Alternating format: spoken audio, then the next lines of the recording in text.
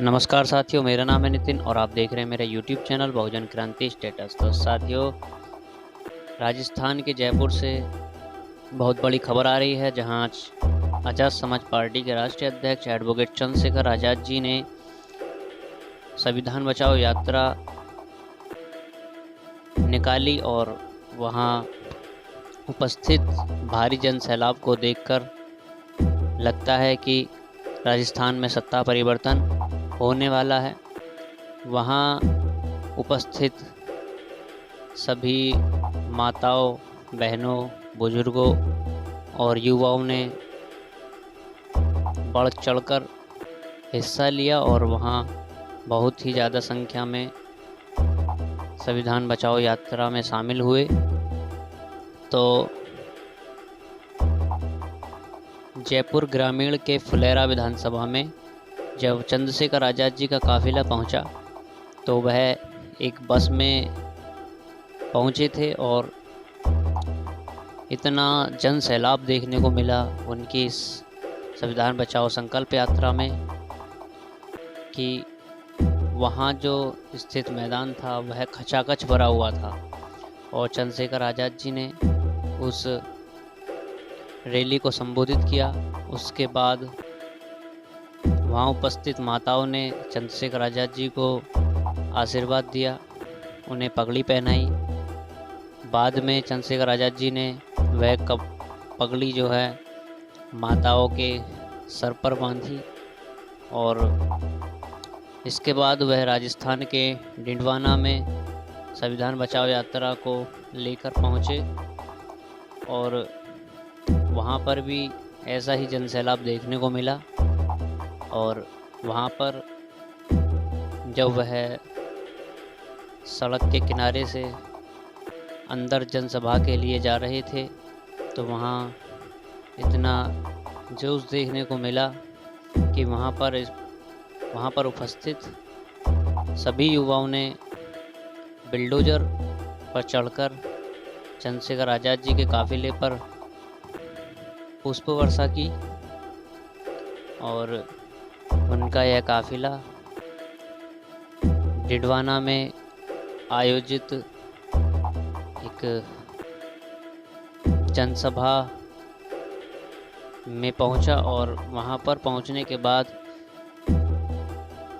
चंद्रशेखर आज़ाद जी ने शहीद आजम भगत सिंह जी पर माल्यार्पण की और उसके बाद बाबा साहब डॉक्टर भीमराव अंबेडकर जी उन पर माल्यार्पण की। आइए आपको दिखाते हैं कि कैसी रही उनकी यह संविधान बचाओ यात्रा और उन्होंने क्या कहा इस बारे में। आइए सुनते हैं।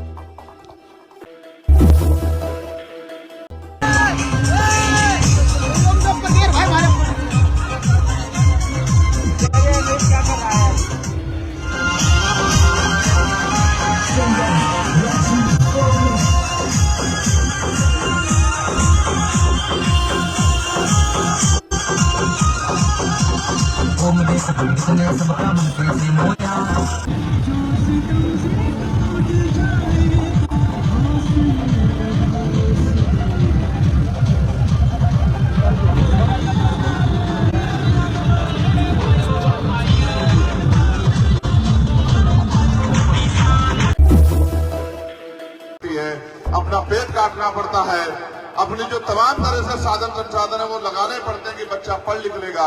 लेकिन रोजगार में भी खेल कर दिया कि नौजवान पढ़ लिख के घूम रहा है।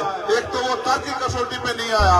क्यों नहीं आया? क्योंकि एजुकेशन को उसने समझा कि इससे रोजगार मिलेगा और वो रोजगार की लाइन में लग गया। रोजगार तो मिलेगा, ये सत्य है, लेकिन ज्ञान भी मिलेगा। आज लोगों में ज्ञान की कमी है। रोजगार जो इनमें ज्ञान है वो सत्ता को बदल सकते हैं। जिनमें ज्ञान है वो सरकार की जो है क्रियाकलाप देख के, सरकार की नीतियों देख के ये आकलन कर सकते हैं कि सरकार किसका काम कर रही है। सरकार जनता के लिए काम कर रही है या पूंजीपतियों के लिए काम कर रही है। सरकार किसानों के लिए काम कर रही है या बंधुओं के लिए काम कर रही है, सरकार उनका शोषण कर रही है या सरकार उनको पैरों पे खड़ी कर रही है। इसलिए तर्क की कसौटी पे नौजवान खड़ा ना उतर जाए, इसलिए शिक्षा का बाजारीकरण यहाँ किया गया। मैं शहीद आजम भगत सिंह को जब याद करता हूँ, आज जब उन्होंने हमें उस रथ में चढ़ाया, तो मैंने उस साथी से कहा कि वो गाना बजाना कि सरफरोशी की तमन्ना अब हमारे दिल में है और देखना है जोर कितना बाजुए कातिल में है। ये गाना एक बार मैं जेल में था, विधायक जी, 2 अप्रैल 2018 का आंदोलन हुआ।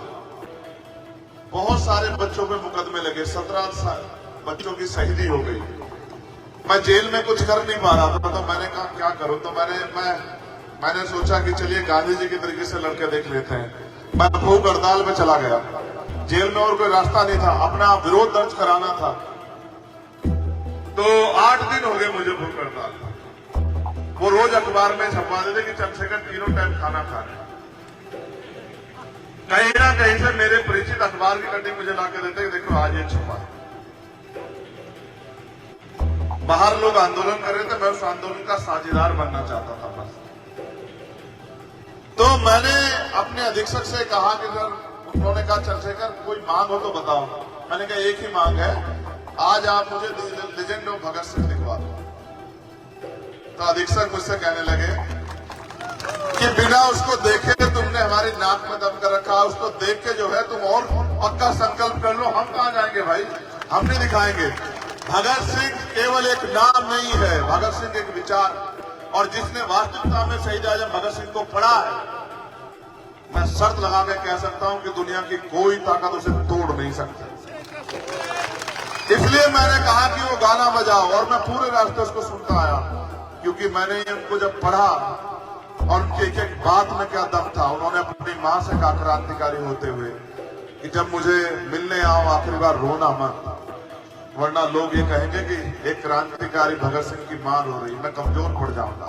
जब उनके पिता ने ब्रिटिश गवर्नमेंट को खत लिख दिया कि उनकी फांसी की सजा माफ कर दी जाए, तो वो अपने पिता से लड़ बैठे और उन्होंने अपने पिता से कहा कि आज आपने मुझसे मेरे साथ धोखा किया है, मेरे आंदोलन के साथ।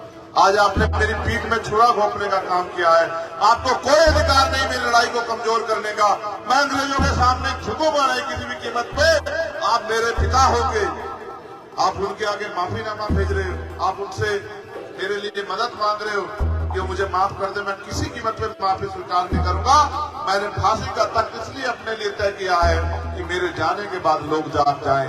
भगत सिंह को जैसा मैंने कहा कि भगत सिंह एक विचार थे, आज के नौजवानों में वो विचार कम दिखाई देता है, क्योंकि संकल्प नहीं है। थोड़े थोड़े अभाव में, थोड़े थोड़े साधनों पे हम अपने आंदोलन को कमजोर कर देते हैं। आप सोचिए, अगर वो विचार शक्ति के रूप में परिवर्तित नहीं हुआ होता, अगर वो आंदोलन संघर्ष के रूप में मजबूत नहीं हुआ होता, तो क्या आज अंग्रेजों से गुलाम आजादी हम लोग ले पाते हैं? क्या इस समानता के साथ ये टेंट लगा के हम अपनी बात को रख पाते?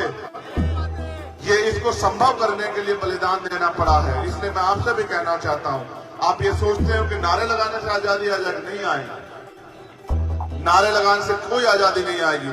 हाँ, अगर नारे में सच्चाई हो, लगाने वाला ईमानदार हो, तो वो नारा जिसके कान तक जाएगा, उसको कम से कम उसके कान में सुसराहट पैदा होगी कि किसी बात पर चर्चा हो रही है। मैं लगातार आंदोलन में रहता हूं, इसलिए रहता हूं, मैं जानता हूं कि ये सरकारें आंदोलन से डरती नहीं है, लेकिन मैं चाहता हूं कि लोग जागते रहें।